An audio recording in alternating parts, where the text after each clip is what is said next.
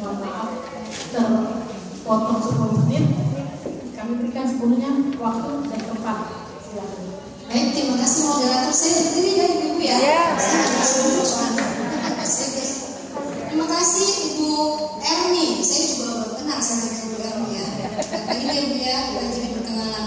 Baik, ini yang kosong-kosong belum pada datang. Sebentar lagi ngopi. Sebentar lagi. 2 menit lagi. Baik. Selamat siang, salam sejahtera untuk kita semua. Ibu. Masih semangat ya Ibu ya?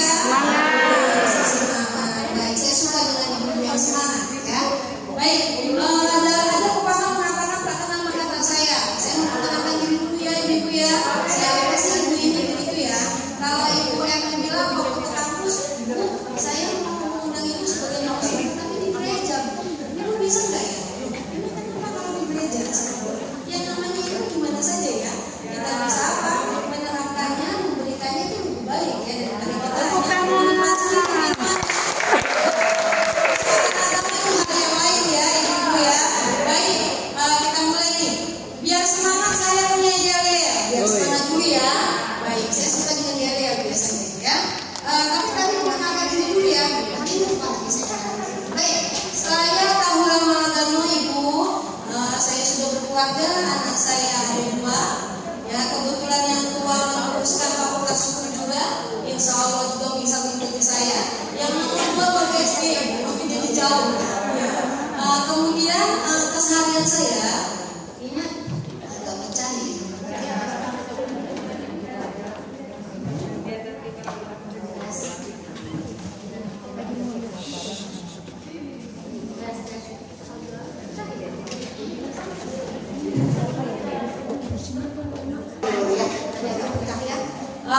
Keseharian saya dosen Fakultas Hukum Mitra. Ya, kemudian juga saya sebagai praktisi. Saya advokat Ibu, advokat bukan advokat ya Bu. Saya advokat, pengacara, dan pengangguran banyak acara juga. Ya, saya pengacara dari tahun 2006. Memang saya concern terhadap perempuan dan anak. Dari mahasiswa, saya termasuk yang aktif untuk menyuarakan perjuangan perempuan dan anak sampai sekarang. Ya, kemudian saking saya cintanya terhadap kaum kita untuk memperjuangkan agar tidak terjadi kekerasan, saya membentuk perkumpulan advokat perempuan Provinsi Lampung, dan namanya Papela. Kita hadir untuk mendampingi kaum perempuan dan anak yang korban kekerasan. Kita dampingi secara hukum, secara sukarela, free, nggak dipungut saya. Dari 24 jam handphone saya aktif. Silakan jika ada sesuatu hal yang berkaitan dengan kekerasan perempuan dan anak, kontak saya. Tampilkan nomornya. Nomornya tampilkan. Catat ya. 0821. Kosong berapa? 0821 77 ojo 14 92 32 dengan nama panjang ya. Kalau misalnya tidak terangkan ya saya ulangi 0821 77 14 92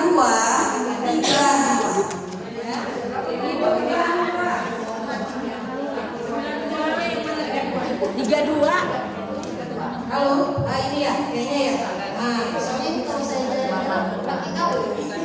Ya, jadi 0821 77 14 92 32. 24 jam aktif Ibu. Kalau misalnya mau telepon saya kemudian Bu angkat ya. Siapa tahu saya lagi di dapur dan lain sebagainya. WA Ibu. Bu, saya dari Persatuan Wanita Kristen Indonesia Kabupaten mana? Boleh? Ya, begitu ya. Iya, baik. Mungkin itu ya perkenalan saya ya. domisili Ibu di mana? Domisili saya di Kemiling Ibu.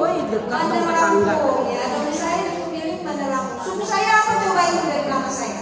Pasti kan bisa nama. Ada. Apa ya? Sulawesi. Padang. Padang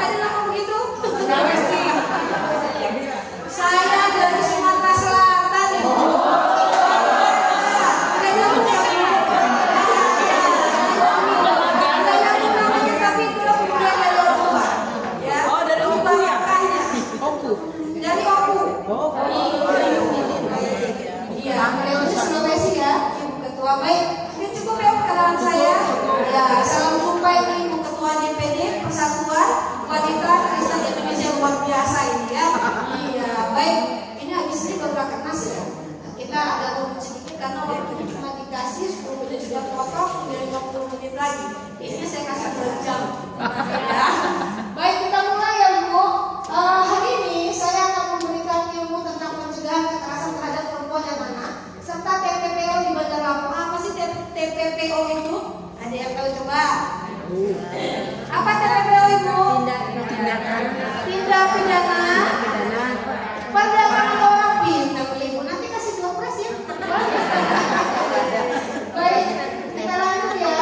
Waduh, aku baca nih. Anak saya jatuh semua. Baik, kekerasan terhadap perempuan dan anak. Dalam Undang-Undang Nomor 35 Tahun 2014 tentang Perlindungan Anak, apa sih kekerasan terhadap perempuan dan anak? Ya, coba kita lihat. Kekerasan terhadap perempuan adalah segala bentuk tindakan berbasis gender yang menyebabkan apa Ibu? Penderitaan fisik, psikis, seksual, dan ekonomi. Pada siapa? Pada perempuan. Termasuk apa? Ancaman pemaksaan atau perampasan kemerdekaan, baik yang terjadi di rumah tangga maupun di masyarakat umum. Itu perempuan ya Bu. Bagaimana dengan kekerasan anak? Ya, itu juga diatur di dalam Undang-Undang 35 2014 tentang perlindungan anak. Kekerasan anak adalah setiap perbuatan terhadap anak yang mengakibatkan timbulnya apa Bu? Kesengsaraan, apalagi penderitaan secara apa? Fisik, psikis, seksual, dan penelantaran. Termasuk apa? Ancaman dan melakukan perbuatan pemaksaan dan perampasan kemerdekaan secara melawan hukum. Perampasan kemerdekaan itu contohnya apa itu? Ada yang bisa kasih saya contoh? Ini saya jalan, ini saya katakan. Ya, merampas kemerdekaan contohnya apa Ibu? Wanita nggak boleh ngapa-ngapain, harus di rumah. Wanita nggak boleh ngapa-ngapain, apalagi di rumah aja, suruh masak ya, di dapur terus apa? Ngelonin suami gitu ya. Ya, apa? Merampas kemerdekaan. Merampas kemerdekaan apa contohnya Bu? Contohnya kita tidak boleh memilih dan dipilih dalam pemilihan umum. Itu merampas kemerdekaan Bu. Merampas apa? Hak asasi manusia. Oh, yang boleh nyalon hanya laki-laki saja, perempuan tidak boleh. Tidak boleh apa menduduki jabatan yang strategis di pemerintahan. Kata siapa? Kan begitu ya. Nah, sekarang kita apa? Harus setara gender ya. Tidak ada perempuan dan laki-laki. Yang tidak bisa dipertukarkan itu apa Bu, Ibu-ibu? Yang tidak bisa dipertukarkan apa? Jenis kelamin. Apalagi? Menyusui. Nggak bisa ya. Melahirkan. Nggak bisa kita tukar. Berarti apa? Sesuatu yang diberikan oleh Tuhan. Nggak boleh itu dipertukarkan. Melahirkan, menyusui, kelamin ya. Yang lainnya bisa. Kenapa nggak bisa begitu ya? Kadang saya agak emosi juga kalau misalnya bilang, oh kalau di kegiatan ini perempuan nggak boleh ngambil posisi yang tinggi. Kata siapa? Posisinya sama, kita punya kekuatan yang sama kan begitu ya. Kebetulan saya juga aktif di partai. Jadi dulu waktu di partai saya PDI ya Bu, nggak apa-apa ya. Jadi saya dari 2000 setelah selesai kuliah tahun 99, saya mulai aktif di partai waktu itu di 2001. Jadi saya tetap pada bantuan hukum Ibu. Ini kalau Tahura harus bantuan hukum terus katanya. Karena apa? Biasanya kalau bantuan Tahura yang mendampingi perempuan itu tidak tinggalkan, katanya begitu ya. Jadi dari 2001 saya berada di Badan Bantuan Hukum PDIP Selaku. Ya, nanti kalau ketemu saya kalau ada apa-apa ada di situ juga saya. Ya, jadi kata siapa perempuan nggak bisa ngapa-ngapain? Bergantung. Kita maunya bagaimana? Apakah kita mau tetap stagnan di rumah atau kita mau ke pabrik? Kan begitu ya. Tergantung dari pilihan kita. Ya, itu ya ibu-ibu sekalian, apa ibu-ibu hebat. Udah keluar dari rumah melakukan rakernas itu luar biasa. Ya, diizinkan ya sama suami ya. Iya. Baik, kita lanjut. Tolong mana? Ya, baik. Bentuk kekerasan itu ada, kalau saya selalu mengatakan ada 5 sebenarnya kekerasan. Yang lain-lainnya itu bagian dampak saja. Ya, apa saja kekerasannya? Kekerasan fisik Ibu. Kekerasan fisik itu apa sih? Memukul itu bentuknya. Tapi apa sih definisi dari kekerasan fisik itu sendiri? Apa? Apa? Tindakan yang apa? Yang menyakiti, melukai, melalui apa? Kontak fisik itu. Ya,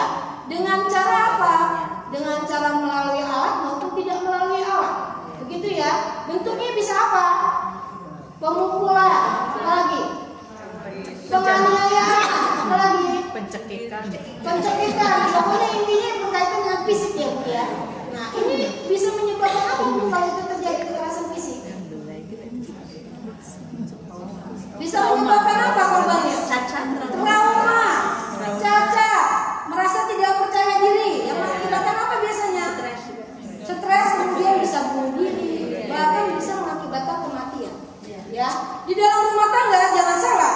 Sebelum ada namanya Undang-Undang Tahun 23 2004 tentang penghapusan kekerasan dalam rumah tangga, yang namanya kejadian di rumah tangga dianggap pribadi, bukan domestik, bukan publik, gitu ya, bukan urusan dari luar, gitu ya. Tapi setelah adanya undang-undang penghapusan kekerasan dalam rumah tangga, itu bagian dari persoalan hukum. Maka jika terjadi kekerasan di rumah tangga, ibu nggak boleh diem. Kalau ibu didiamin kemudian ibu memaafkan, terus menerus Bu, masa selama ibu berumah tangga semuanya kekerasan yang diisi? Ibu mau enak apa mau susah? Kan begitu logikanya. Nah, jangan takut untuk bicara. Kadang salah, saya suka mengatakan pada perempuan-perempuan yang hebat, jangan takut untuk bicara. Itu bukan aib, tetapi jika kamu menutupi, itu bagian dari aibmu.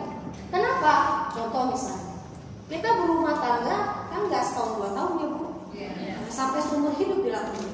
Misalnya sudah 30 tahun berumah tangga, tapi isinya kekerasan fisik, nggak mau ngomong. Sampai kemudian saya punya kasus itu, sampai kemudian anaknya datang ke saya, ibu bisa nggak tolong orang tua saya? Ibu saya itu teraniaya terus begitu. Tapi kira-kira ibunya mau nggak ditolong? Kan begitu dulu ya. Karena ibu itu merasa bahwa kalau ibu bicara itu merupakan aib. Enggak, tidak boleh. Itu pikiran yang mengatakan itu aib, buang dulu. Ya. Selagi kita merasa itu memperjuangkan kemerdekaan kita secara aktif, maka buang jauh-jauh dari perasaan yang merasakan bahwa itu sebuah aib. Tidak ada Bu. Sekarang saya tanya, kalau ibu hidupnya dalam kondisi fisik terus yang dimainkan oleh suami, kekerasan fisik, itu apa yang terjadi? Mengganggu psikologi. Kalau mengganggu psikologi, tentu saja mengganggu apa? Pendidikan anak di rumah, ya kan? Bagaimana dia bisa mendidik anak-anaknya dengan baik kalau psikologinya saja dia tidak tenang, begitu ya? Dia merasa cemas, dia merasa takut, merasa tidak punya harga diri, tidak punya apa pendirian, itu yang menyebabkan kadang-kadang perempuan menjadi depresi, gitu ya. Nah mudah-mudahan ibu-ibu hebat di sini nggak ada yang kekerasan fisik. Kalau ada jangan takut bicara Bu, telepon saya. Tengah malam gak apa-apa, aku suaminya lagi pergi baru ibu, saya curhat, boleh. Saya dengarkan, saya kasih solusinya. Daripada ibu hidup terus-menerus sampai ibu hayat-hayat sampai diambil, ibu merasa apa? Tersiksa ya. Itu yang saya selalu tekankan. Di keluarga kecil saya pun begitu. Dari kakak adik saya bilang, sekali saja suamimu melakukan kekerasan fisik, jangan beri ampun. Karena apa? Sekali kamu memberikan ampun, itu bagian dari penyiksaan yang kamu lakukan terus-menerus sampai nanti kamu tidak ada. Ya, karena apa?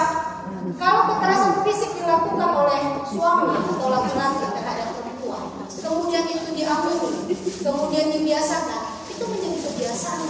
Dianggap dia ya sudah hal yang biasa, orang nggak protes kok, nggak ada perlawanan. Yang mengakibatkan apa? Kita yang bersisa. Ya, maka sekali dia melakukan kekerasan, beri dia supaya diampun kepada kita.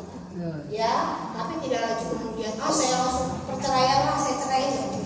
Itu ya, bisa ada jalan keluarnya ibu. Bagaimana jalan keluarnya? Saya sering menjalankan fungsi-fungsi mediasi, sehingga dalam rumah tangga tersebut tidak mesti harus bercerai, tetapi kita kasihkan solusi yang lain. Selagi masih bisa ada perubahan ya Bu.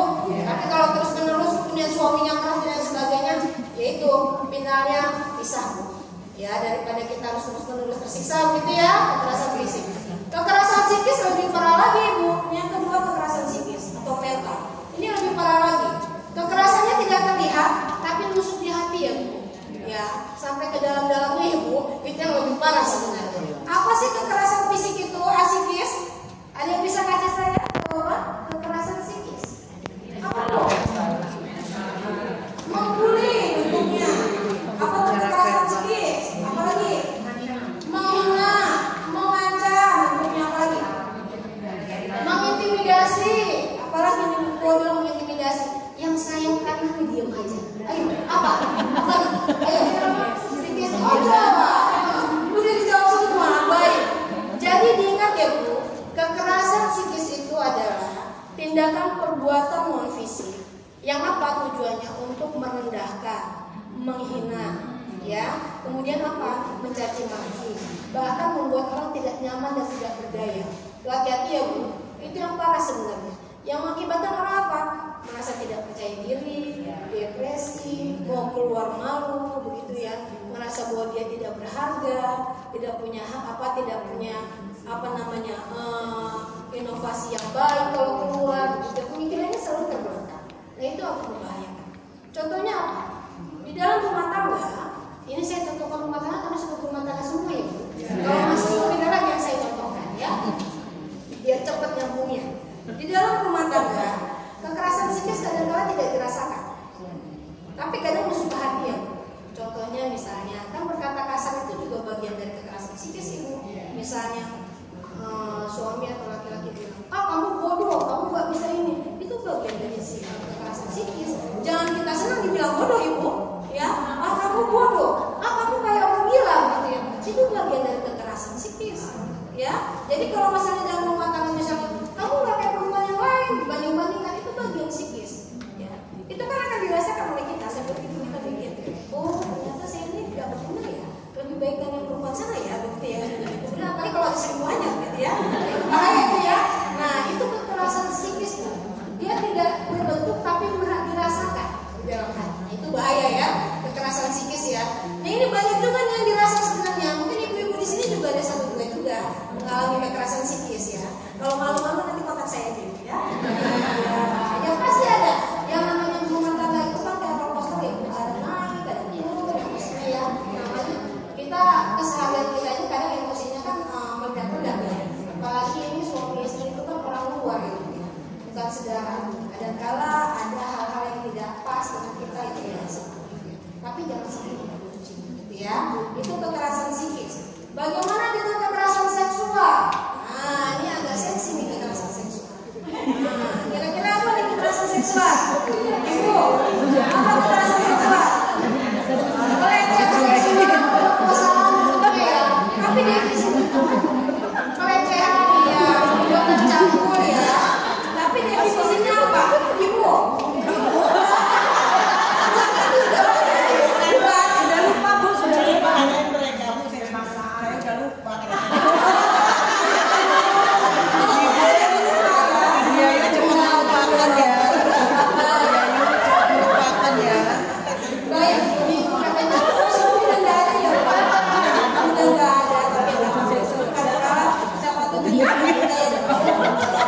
Baik, sekarang kekerasan seksual. Kekerasan seksual itu pemaksaan hubungan intim. Tapi definisinya adalah, coba dipahami ya, tindakan kontak seksual yang tidak diinginkan dan dilakukan tanpa persetujuan. Ingat ya Bu?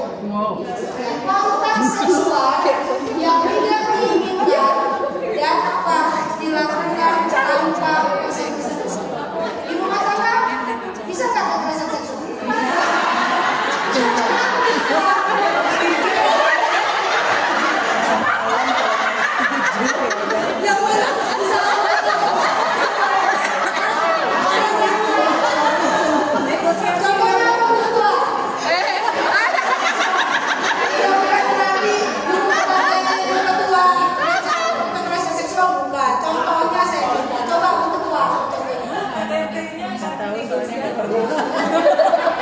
oh iya, misalnya kondisi perempuan lelah, capek, sedang sakit, tiba-tiba suami kasih sinyal ya, ayo mama gitu ya, ayo ini, terus ibu langsung mendam, kekerasan juga ya, jadi sama itu, ya, kita lagi capek, apalagi lagi menstruasi, emosinya naik turun ya, itu kita komunikasi saya tidak mau begitu ya. Nah kalau dipaksa itu pasangan ibu, iya, dan saya lagi ya. Jadi begitu ya. Jadi kekerasan seksual itu tanpa persetujuan ibu. Jadi kalau dalam rumah tangga bisa terjadi kekerasan seksual itu. Jangan kira misalnya kita lagi nggak mampu melihat suami memaksa itu bukan bagian dari bahaya Bu. Itu pemaksaan ibu. Bu, bahaya Bu. Kalau lagi ayam beb mau, kita nggak mau nggak ada uang belanja. Nah,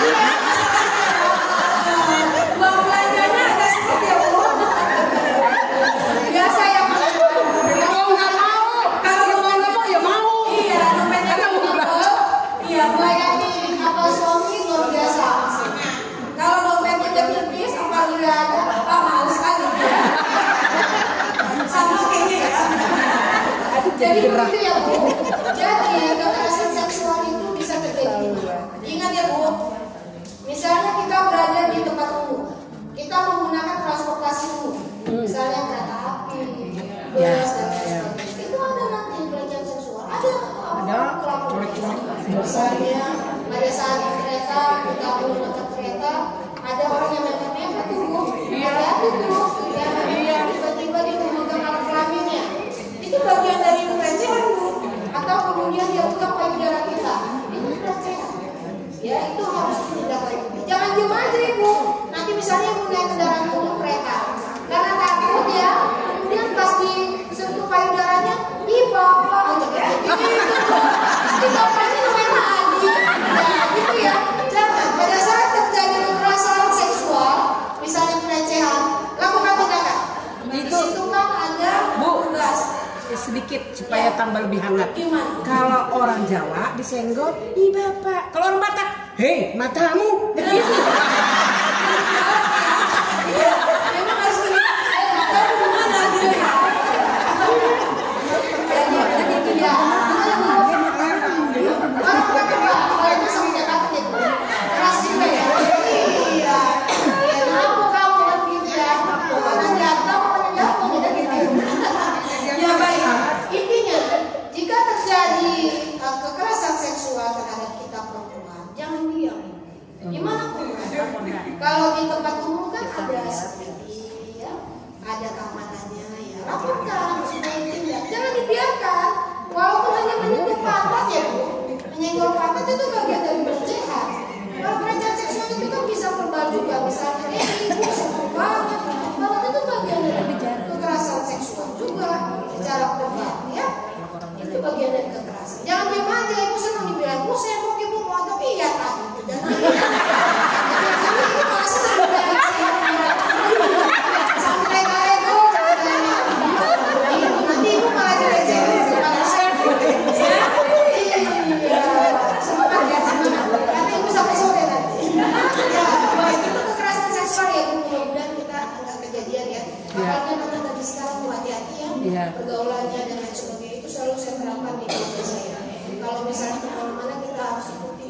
Apalagi kalau dia diberikan kendaraan, pakai GPS Bu. GPS-nya tapi jemput-jemput. Soalnya kalau ketahuan anaknya nanti malah kan. Karena dibawa pusing Bu. Saya begitu dengan anak, sehingga bisa terkontrol. Karena pergaulan sekarang kan luar biasa.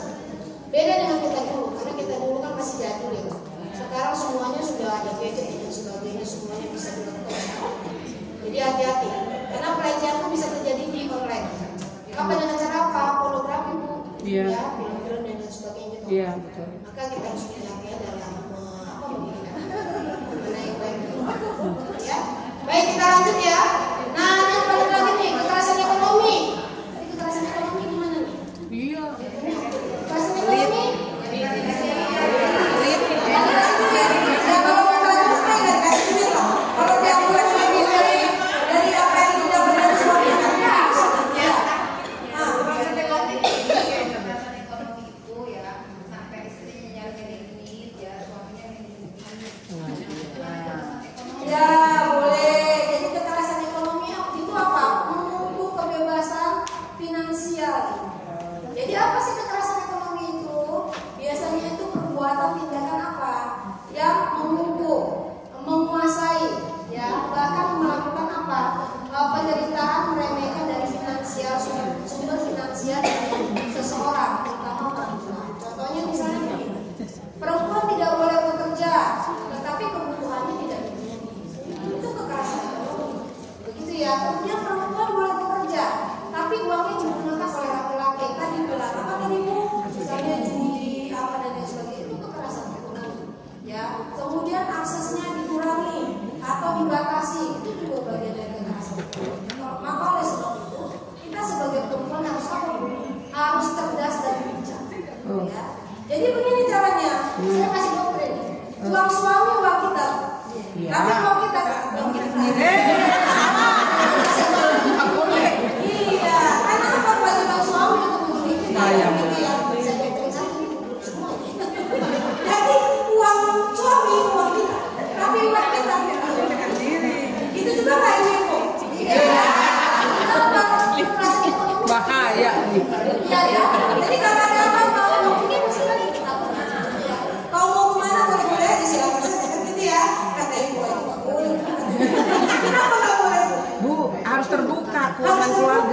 nggak boleh nyumput-nyumput, nanti nggak diberkati Tuhan. Oh iya, nggak boleh nyumput-nyumput. Kalau saya di pertama saya nikah, uang kamu uang saya sendiri. Kecuali kalau kayak saya Bu, kesepakatan. dicelengi, Iya. nanti kebetulan ada keperluan mendadak, nah baru suami apresiasi kita. Iya, nggak boleh ya, diam-diam ya. Iya. Cuma pakai trik gitu, trik kita ya. Misalnya begini, perempuan tuh memang harus jelas dan tidak. Kalau misalnya kita mendapatkan investasi apa, kalau bisa nama kita ya. Keren. Masya Allah. Kalau bisa itu nama kita atau nama anak. Kenapa saya bilang begitu? Kalau terjadi apa-apa ke depan, itu bagian investasi kita. Oh gitu. Nah, contoh misalnya, laki-laki berhianat berselingkuh. Biasanya kan kalau laki-laki sudah ada berdua itu nggak pikirin kita lagi. Yang ada itu fokusnya pada yang di sana. Iya, Yang di sini sudah diabaikan. Kalau sakit baru balik. Iya kan? Sampai kemudian persoalannya nggak pernah dimikirkan kita lagi. Bagaimana kita bisa cerdas di dalam mengambil keputusan itu? Yang saya bilang tadi, investasi kita. Dia mau kemana mau silakan. Tapi anak-anak masih maju. Ya, ini saya ajak tadi sedikit ya, supaya kita cerdas sedikit ya. Nah, karena apa? Karena kita nggak tahu dalam kehidupan ini kan ada dua perpisahan. Ya kan, perpisahan cerai hidup atau cerai mati. Gitu ya. Nah kalau cerai mati itu aman-aman saja Ibu. Tapi kalau cerai hidup banyak saya kasus itu yang mengakibatkan apa? Harta gono gini tadi tidak seimbang. Misalnya saya kasih contoh, perempuan yang bekerja keras, laki-lakinya hanya berapa persen, kemudian untuk harta banyak dan lain sebagainya. Pada saat gono gini, namanya hukum itu Bu, itu setengah-setengah mau dibaginya. Tidak melihat siapa yang menghasilkan. Tidak lihat itu. Kalau undang-undang perkawinan, dan lihat misalnya si ibu banyak nih 80%, kalau laki-laki hanya 20% nggak dilihat. Tetapi harta apa yang didapat pada saat terikat perkawinan? Ingat ya Bu, pada saat ibu menikah bisa di tahun 90 sampai sekarang harta apa yang didapat? Tidak melihat dari dapetin ibu, nggak bisa begitu, nggak bisa. Hukum negara itu nggak bisa. Harta gono gini itu dibagi dua. Dibagi dua, kemudian nanti akan dipertimbangkan oleh hakim yang mana yang kira-kira adil. Bisa jadi dia misalnya 50/1, tapi tidak lebih.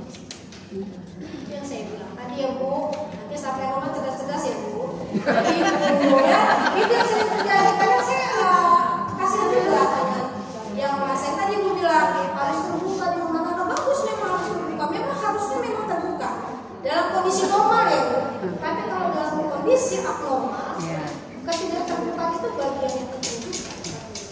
Maka oleh sebab itu satu tujuan kita mengamankan, ya mengamankan untuk apa? Kesejahteraan kita dan anak-anak, ya mengamankannya bukan untuk diri kita tapi untuk anak-anak. Karena biasanya kalau laki-laki itu kalau dia sudah ada yang lain dia lupa untuk pulang, ya apalagi untuk mikirin anak-anak itu enggak.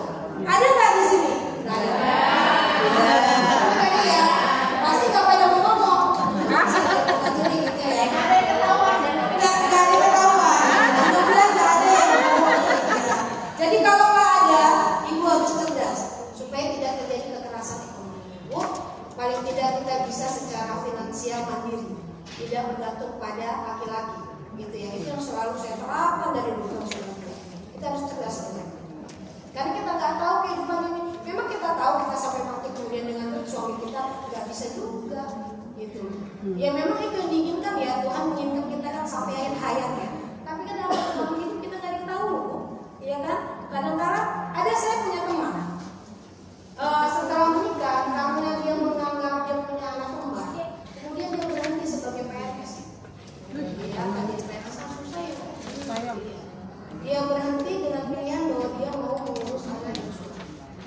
Berjalannya waktu sekitar 14 tahun kemudian, waktu itu saya kalau nggak salah baru punya satu ngurusin industri apa teman.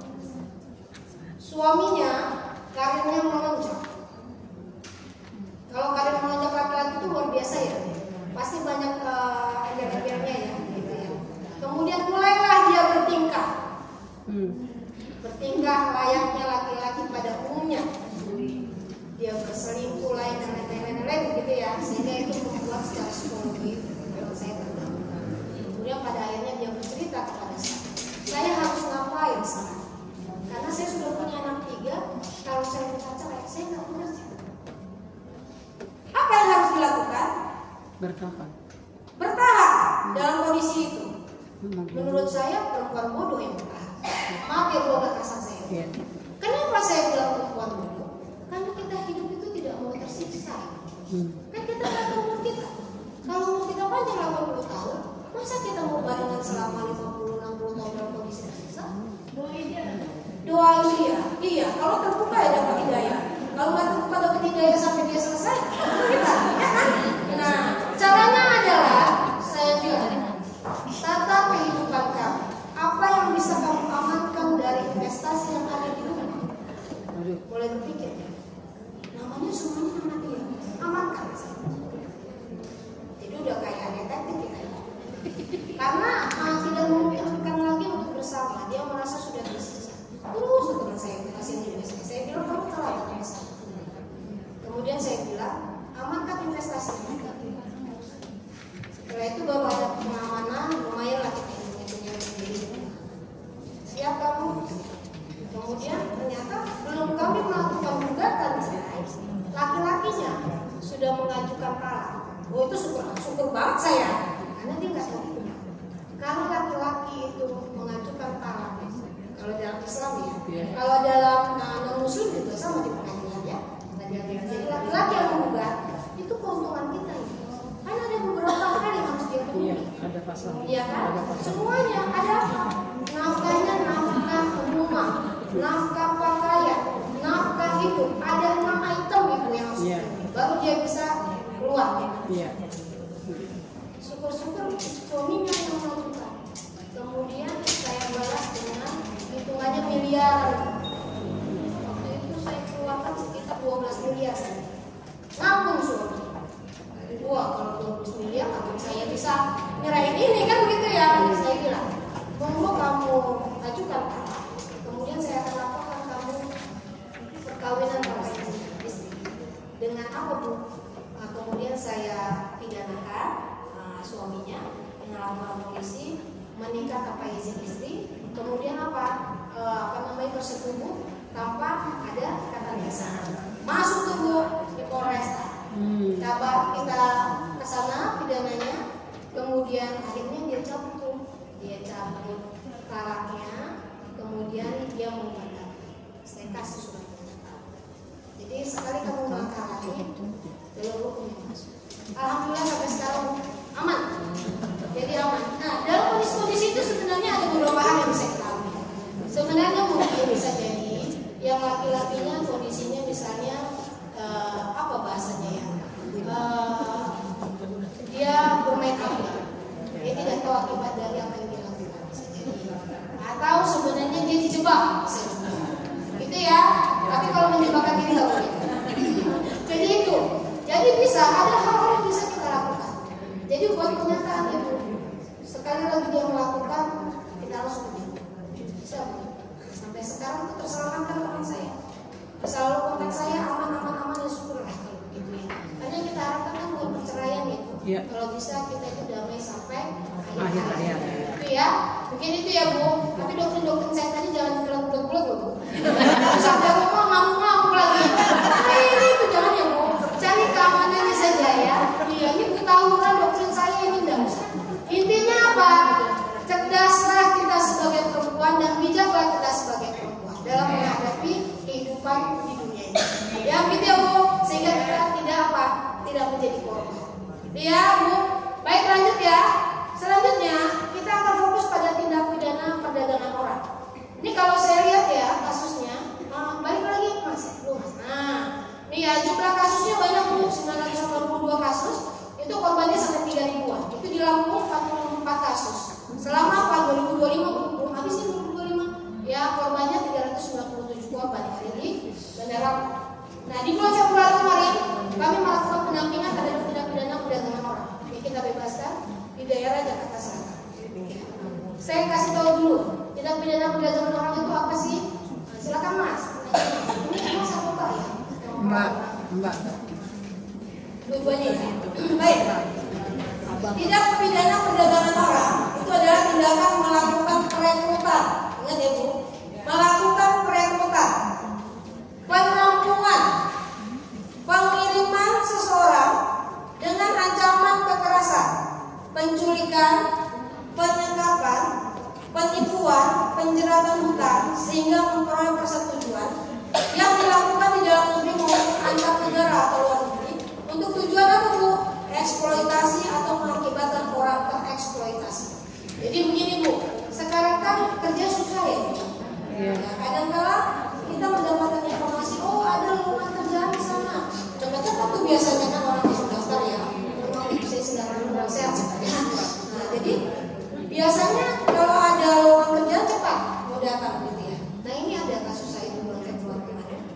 Anak kita yang ada di Teluk Betung Selatan memang kondisinya minim ya, masuk dalam garis kemiskinan. Jadi dia sudah putus sekolah dari kelas 1 SMP. Kemudian dia bawa teman-temannya, ada lowongan kerjaan katanya. Lowongan kerjaannya itu sebagai pelayan warung makan atau restoran. Dia rekrut teman-temannya 3 orang sama dia. Diiming-imingi apa oleh orang tersebut? Gajinya besar, gajinya 8 juta. Waduh, 8 juta kita bisa kerja 8 juta katanya per bulan. Apa kerjanya? Jadi apa? Pegawai rumah makan. Anak-anak ke sekolah ya. Kemudian nanti dia kasih divisi itu segala macam. Dia mini-mini Bu. Ya, tadi masukkan penampungan, ditampung dulu, dia rekrut, kemudian dia ditampung satu tempat, dikasih pelatihan. Seakan-akan itu menjadi pekerjaan legal. Kemudian apa? Bentuknya kan bukan penculikan, tetapi memang itu ada apa? Ada bujuk rayu ya. Penipuan itu unsurnya ada bujuk rayu.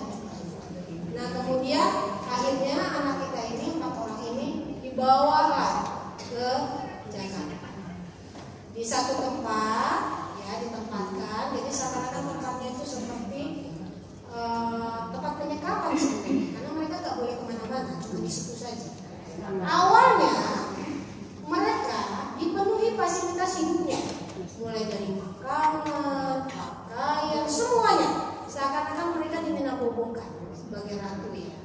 Nah kemudian oke, kerjanya kapan nih? Kan kita mulai kerja di rumah makan. Ya sabar nanti begitu ya, selalu dijanjikan begitu.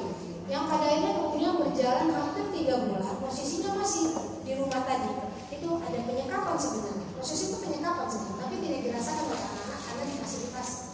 Nah, setelah hampir 3 bulan berjalan, apa yang dilakukan oleh mereka? Mereka dijajarin cantik dan lain sebagainya, ternyata mereka suku. Kemudian ditempatkan di lokalisasi. Kemudian mereka dijejerkan, ya cerita anaknya Bu. Jadi kayak akuarium. Anak bingung, kok kerjanya begini? Ada hukum yang girang di depannya. Ya laki-laki dulang itu. Kemudian mereka dijejerkan satu persatu, nih mana yang virgin, ada yang apa gitu. Anak-anak kan nggak paham.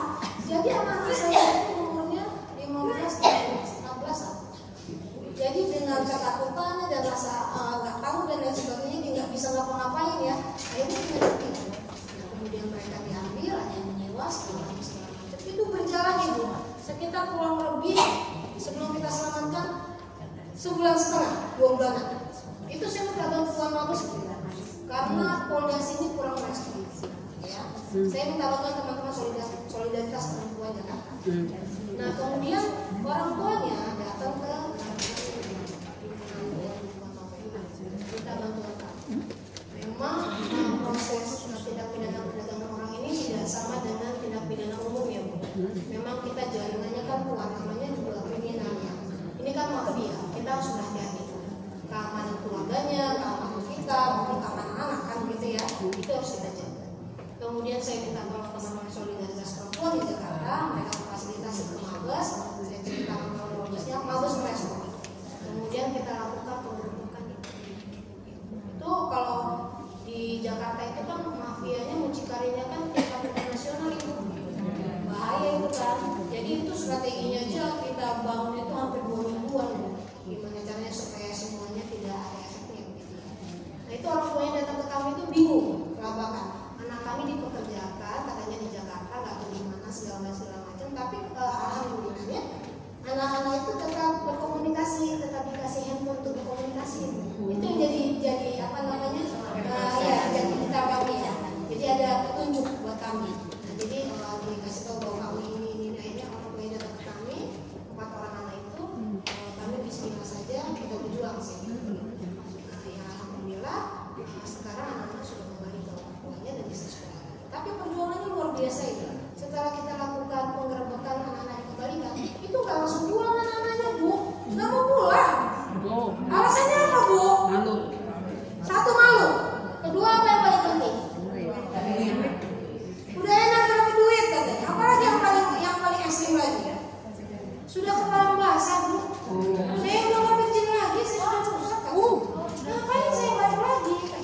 Itu kami minta bantuan konseling teman-teman solidaritas perempuan itu selama 1 bulan. Trauma luar biasa. Kami lakukan pendekatan dan lain sebagainya. Akhirnya kami juga di sini koordinasi dengan dinas sosial untuk pemahamannya, kemudian dinas pendidikan supaya anak bisa sekolah lagi bagaimana, kemudian PPA, Pemberdayaan Perempuan dan Anak Kota dan Provinsi kita hubungi juga supaya apa? Supaya dia dilakukan konseling medis, ya, maupun psikologis. Karena medisnya kan tentu saja alat reproduksinya sudah rusak ini. Karena alat reproduksi anak-anak itu kan belum matang, Bu. Iya, belum waktunya, tapi dipaksa. Jadi memang kemarin itu kita miris memang. Akhirnya anak-anak kembali. Sekarang alhamdulillah tidak di rumah aman. Dan kontak orang tuanya video call dengan saya, aman Bu, ini saya saya bilang kalau ada lagi yang menjadikan kerjaan nggak usah. Kerjanya di sini aja. Yang memang kelihatan yang nah, itu salah satunya ya Bu ya. Lebih ekstrim lagi di tahun 2023 saya membebaskannya. Jadi itu daerah Panjang. Itu ada 6 anak Bu yang kita selamatin.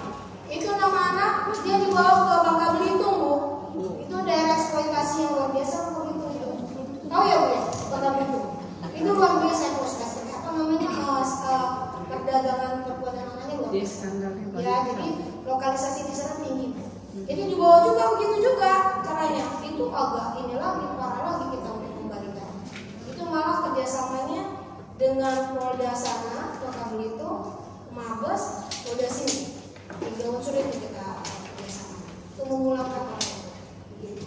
Ya, waktunya ya, waktunya. Kalau mau cerita ya. Jadi intinya itu Bu.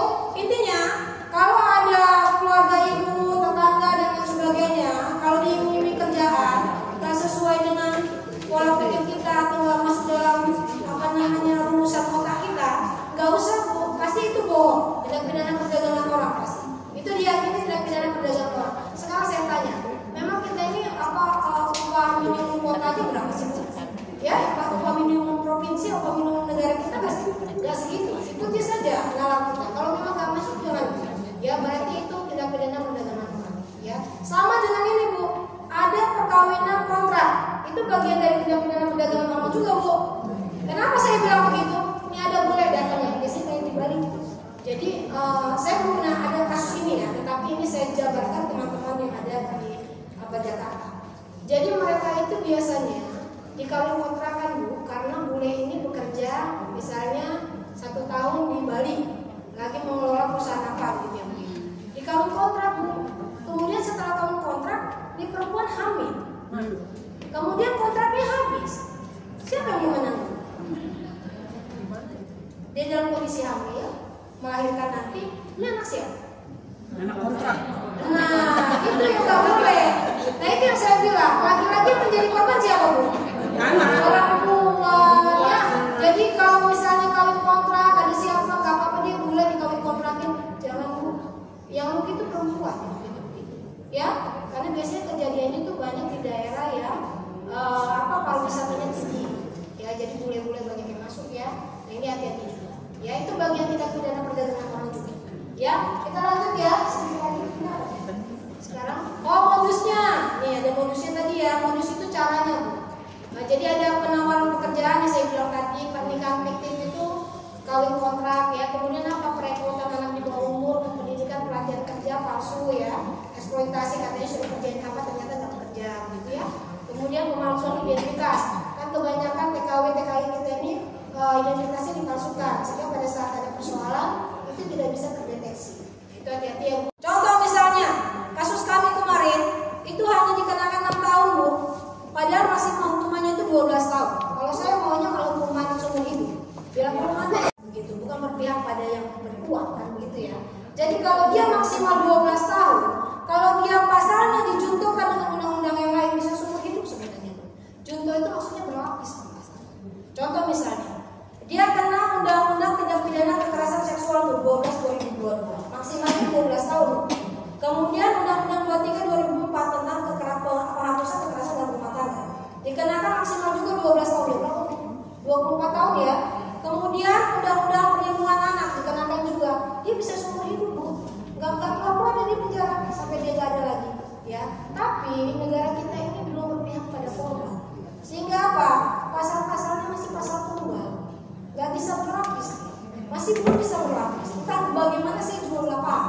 Dari 90-an kita berjuang untuk itu. Kita lapiskan saja kalau misalnya memang dalam undang-undang 1 tidak bisa seumur hidup, kita lapiskan pasal-pasal yang lain. Nah itu yang kita perjuangkan terus itu ya. Mudah-mudahan kedepannya Provinsi Lampung ini bebas dari kekerasan. Itu ya. Baik, saya punya yang terakhir ya. Cukup ya Bu ya. Sosialisasi saya karena Bu Yani sudah kasih tahu habis Bu waktunya. Saya isi 2 jam sih Bu ya. Ya, tanya jawabnya langsung boleh sekarang. Tanya jawabnya boleh ya. Kita tanya jawab langsung kali ya Bu ya. Iya boleh. Tapi sebelum monggo silakan. Hanya waktunya sedikit. Oke ya. Saya hanya ingin menanggapi tadi ketika Ibu bilang tentang perempuan yang bertahan itu bodoh kan.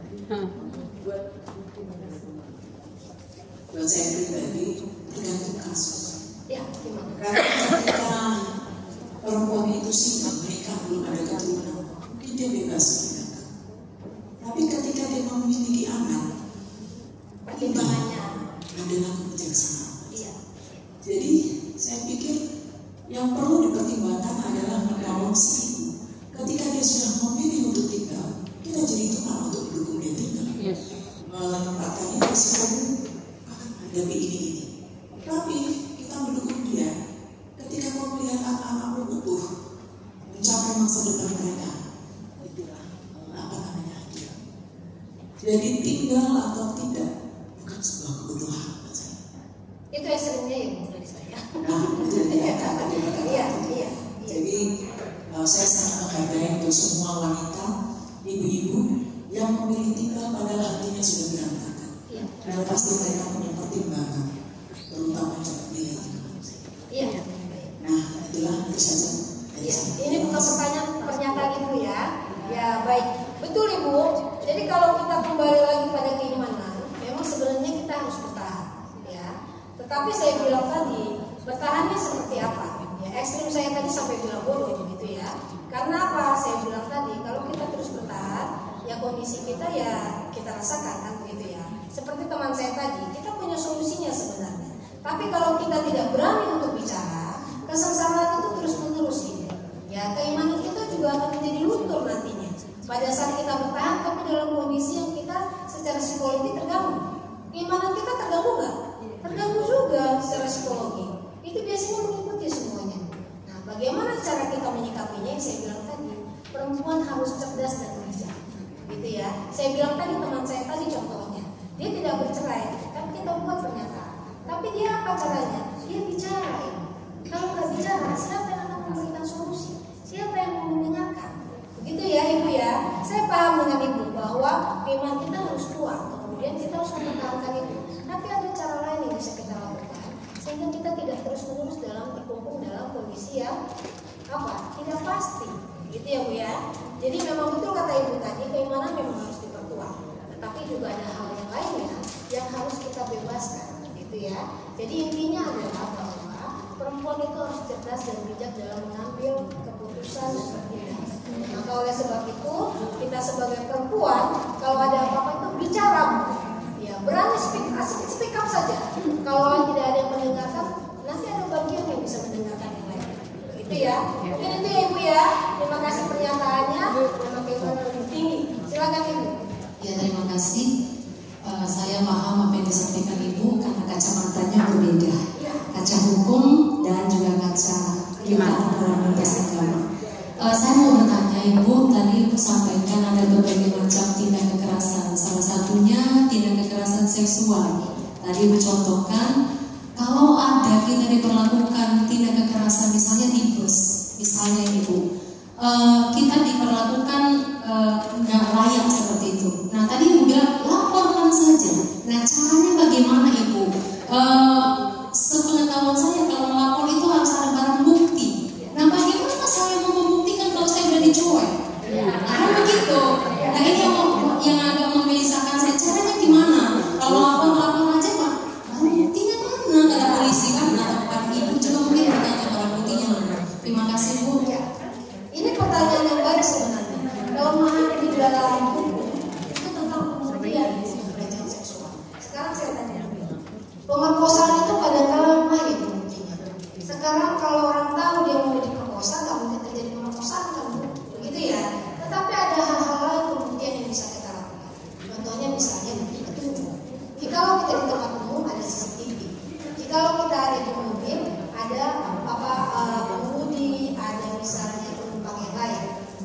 kalau misalnya kita dalam kondisi itu kemudian kita berteriak, kemudian juga ada yang mengatakan, oh iya ini ada pelecehan Bapak yang dilakukan, itu lebih baik. Tapi kalau nggak ada gimana ya pembuktiannya?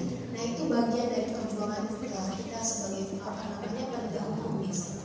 Dia akan memutar otak untuk mencari pembuktian yang lain. Karena bukti itu bukan hanya bukti fisik saja, tetapi petunjuk, kemudian bukti dokumen dan lain sebagainya. Misalnya setelah ditelusuri orang tersebut merupakan narapidana, itu bagian bukti petunjuk, gitu ya. Tapi kita nggak boleh diam pada saat kita dilecehkan. Kita laporkan dulu. Nah persoalan ini berlanjut atau tidak, yang pasti kita sudah melaporkan itu orang. Nah langkah awal kita itu dulu, ya. Caranya bagaimana? Di situ ada petugas, di situ ada satpam, di situ ada pengemudi yang lain. Langsung lakukan dulu bahwa kita melakukan pelecehan seksual. Terlepas nanti kemudian perkara itu berlanjut atau tidak, langkah kita sudah tepat untuk melindungi diri sehingga tidak ada korban-korban yang lain. Itu ya Bu ya. Nah persoalan pembuktian itu persoalan penegak hukum. Caranya bagaimana? Biasanya penegak hukum akan memutar otak. Karena apa? Pembuktian itu tidak hanya pada pembuktian pada orang yang saksi, tapi bisa bukti petunjuk, bisa bukti sejarah dari si pelaku dan lain sebagainya, itu bagian dari pembuktian. Gitu ya. Nah, misalnya setelah dijajaki ternyata si pelaku merupakan narapidana, bagian itu ya, sudah masuk dari pembuktian itu.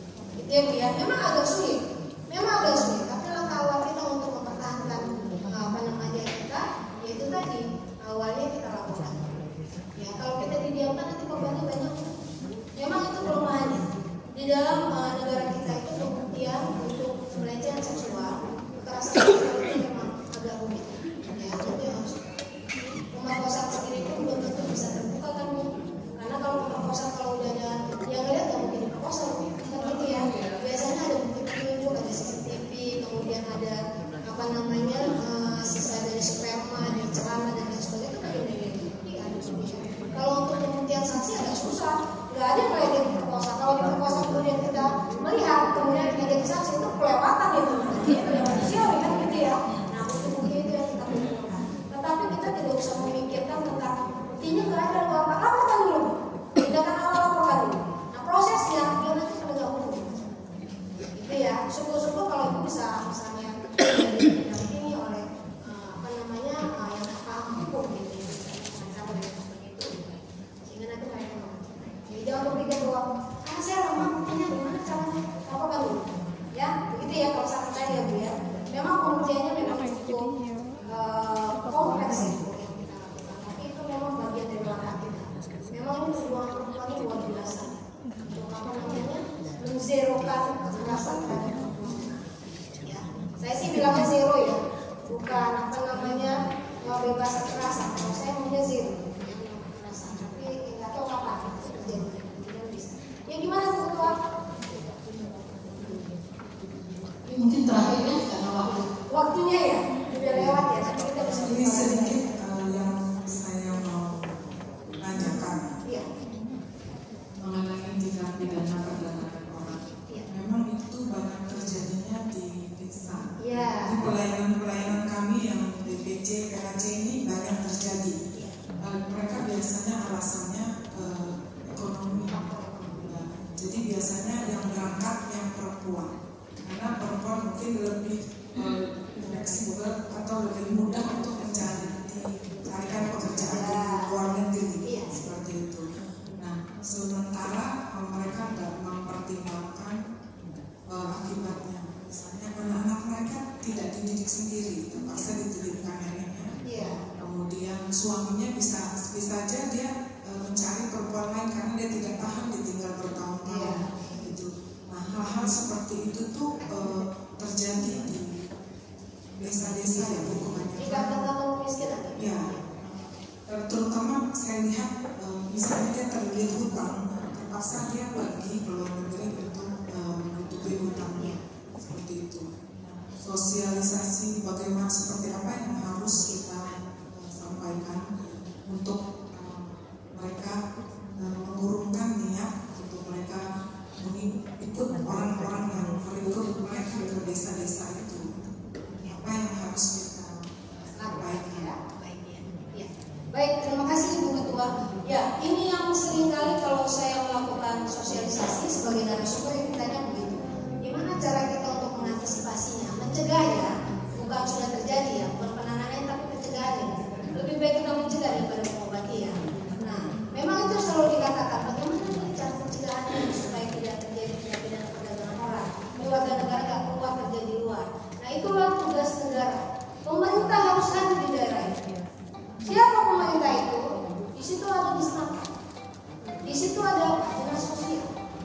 situ ada apa?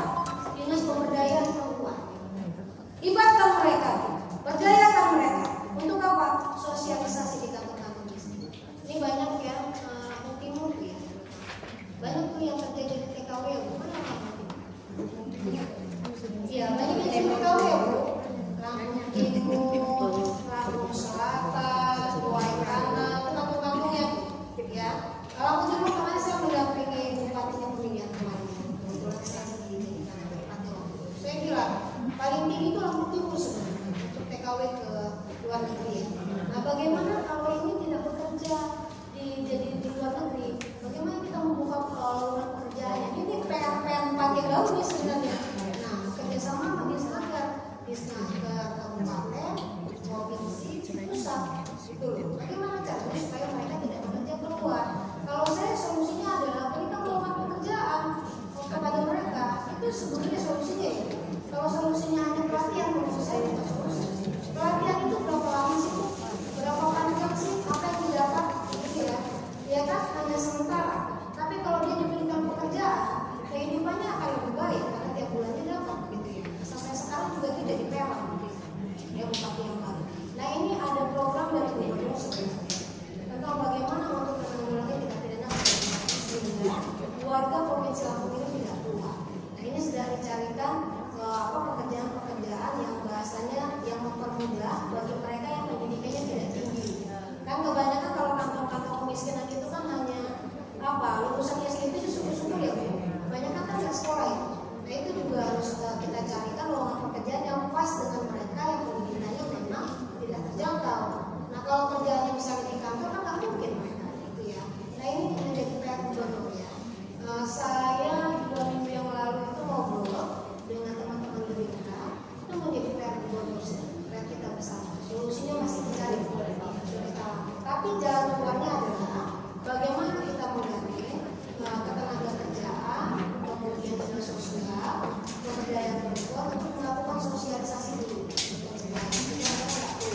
Di keluar itu memang iming-iming gaji besar, tapi keamanan-keamanannya belum tentu. Ya, bagaimana caranya supaya warga kita itu nggak keluar. Sekarang itu bentuknya pencegahan. Tapi solusi untuk pekerjaannya ini jadi PR di provinsi. Saya juga belum bisa jawab ini, karena gubernur sendiri juga sedang cari-cari pola. Ini kerja yang mana nih kira-kira yang pas buat anak-anak yang tidak sekolah? Nah, tapi saya bilang ada solusinya sebenarnya kalau memang kita mau. Anak-anak yang putus sekolah, memang umurnya masih masuk dalam tingkat pendidikan, itu bisa disekolahkan dengan cara apa? Kan ada program gratis. Nah, itu paling kita dijalankan. Nah, ini sudah jalan di Bandar Lampung. Misalnya kata Bandar Lampung itu Ibu Iriana yang ketua pemberdayaan perempuan kota itu sudah menjalankan. Jadi kalau anak-anak itu sekolah, dia kembalikan untuk sekolah. Yang sudah bekerja di jalan, kembalikan untuk sekolah. Tapi itu susah yang ditahan. Karena anak-anaknya sudah tahu uang.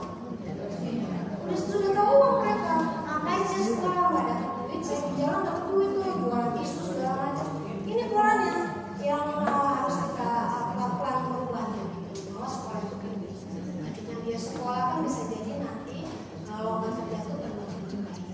Itu jalan keluarnya sendiri. Guru juga bilang bahwa anak-anak yang putus sekolah, ayo putus sekolah. Ya, dengan catatan tentunya masih dalam taraf pendidikan ya, Bu. Jangan nggak sekolah kemudian udah 35 juga saya kan gitu ya. Nah, itu pola yang sedang dijalankan oleh guru. Nah, solusinya adalah buat kita para ibu-ibu BWKI ini yang di daerah-daerah paling pencegahan itu sosialisasi dan yang tenaga kerja, kemudian dinas pendidikan untuk pendidikan pelanjut, kemudian juga dinas sosial dan pemberdayaan perempuan. Kita nggak bisa sendiri, Bu. Saya juga nggak bisa sendiri.